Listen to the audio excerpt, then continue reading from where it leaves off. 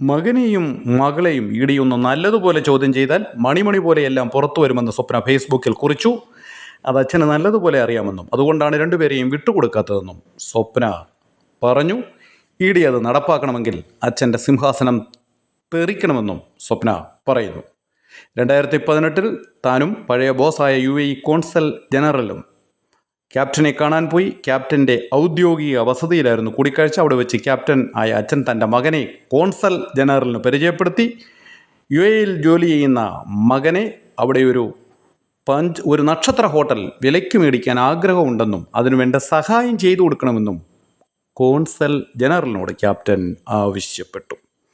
അല്ല സ്വപ്നെ, ഈ മകൻ ജോലി ചെയ്യുന്ന സ്ഥാപനത്തിൻ്റെ മേധാവിയെ കണ്ണുമഞ്ഞളിപ്പിക്കുന്ന തരത്തിലാണല്ലോ മകൻ്റെ കൊട്ടാരം എന്ന് കേൾക്കുന്നല്ലോ അവിടെ.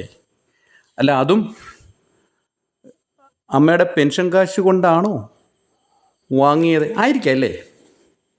നിസ്വരും നിരാലംബരുമായ ജനതയ്ക്ക് ഒരു നല്ല കാലം പുലരണമെന്ന് ആഗ്രഹിച്ച് ഒന്നും നേടാതെ ആയിരക്കണക്കിന് സുമനസ്സുകൾ ജീവൻ കൊടുത്തു വളർത്തിയ ഒരു പ്രസ്ഥാനത്തിൻ്റെ തലപ്പത്ത് ആലിബാബമാർ. ഇതെന്തൊരധപ്പതനം! എൻ്റെ പ്രത്യയശാസ്ത്ര പിതാവേ, ഈ കൊള്ളസംഘത്തെ കണ്ണിലെ കൃഷ്ണമണി പോലെ കാത്തുരക്ഷിക്കുന്ന വിശ്വഗുരുവിനെ നല്ല നമസ്കാരം.